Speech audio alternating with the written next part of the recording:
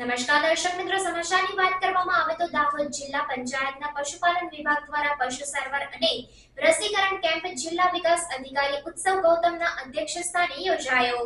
દાહોદ જિલ્લા પંચાયતના પશુપાલન વિભાગ દ્વારા પશુ સારવાર અને રસીકરણ કેમ્પ જિલ્લા વિકાસ અધિકારી ઉત્સવ ગૌતમના અધ્યક્ષસ્થાને યોજાયો હતો। આ કેમ્પમાં પશુઓની સારવાર અને રસીકરણ કરવામાં આવ્યું હતું।